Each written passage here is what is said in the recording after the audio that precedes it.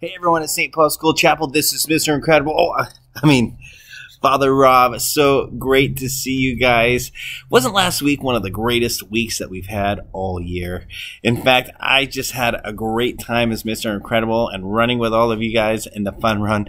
And I was really thinking a lot about maybe the greatest times that I've ever had. And actually, I was trying to think, what is the greatest of all time? Have you ever heard the term GOAT, the greatest of all time? And I was wondering if you might think a little bit with me about the greatest of all time. Or maybe a little bit like, who's greater? So, who's greater? Captain America or Captain Marvel? Who is it? Yeah, it's Captain Marvel. She is super powerful. For everybody who thought it was Captain America, good choice too. Now what about, let's say, I don't know, basketball? There's a great debate about who's the greatest basketball player of all time. And the top two vote getters are Michael Jordan and LeBron James. So who do you think? Who's the greatest of all time? Well, when I think about not just basketball, but sports, there is actually quite a few who might be considered the greatest athletes of all time. Did you know a man by the name of Jim Thorpe, who was a great Olympian and decathlete, baseball player?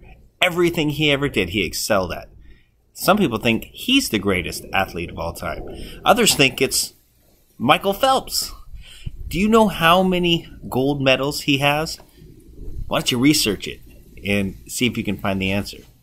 But I think maybe the greatest athlete of all time just might be this woman, Simone Biles. She is the greatest gymnast of all time and possibly the greatest athlete of all time.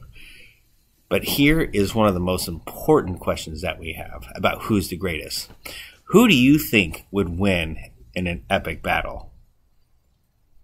Godzilla or the Incredible Hulk? Now that one is tough. I don't know the answer to that one, but I'm leaning towards the Incredible Hulk. What about you? Well, friends, I am really thinking about what it means to be the greatest. And Jesus actually gave us a lesson about what it means to be great. And here's what he said. When some of his friends were having a dispute about who would be the greatest in Jesus' kingdom, here's what he said in Luke 22, verses 24 through 27. A dispute also arose among them, Jesus' friends, as to which of them was going to be regarded as the greatest. And Jesus said to them, the kings of the Gentiles exercise lordship over them, and those in authority over them are called benefactors.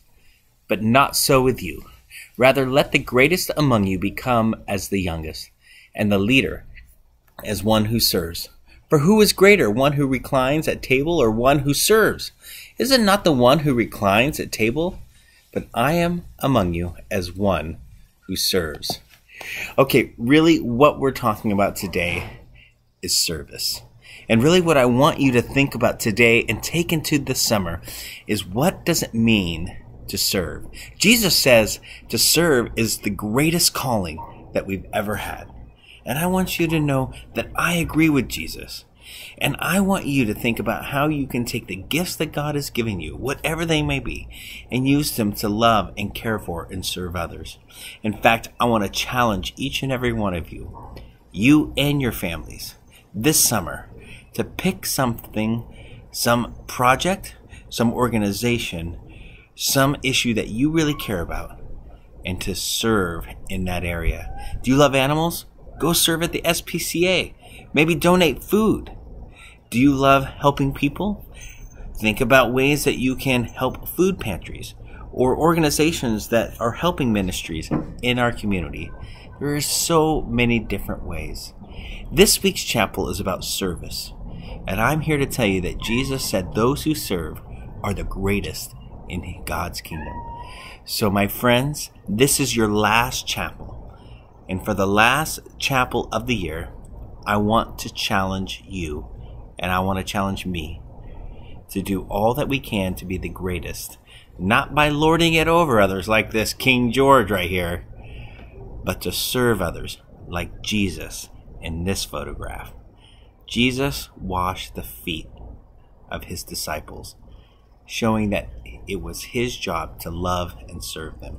So friends, be the greatest by being a servant and finding a ministry or a place that you can actively serve and give back to our community, because service is one of the core values of our school and the core values of what Jesus calls us to in his kingdom.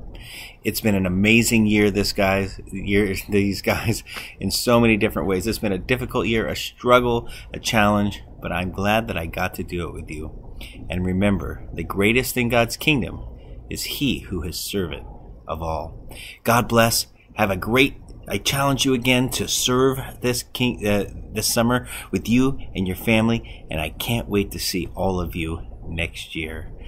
But for you 8th graders, God bless, and I do pray for you and know that God has great things planned for you in the years to come. God bless, everyone. We'll see you at school, not only this week in chapel, but also we'll see you next year when school starts again. God bless, everybody.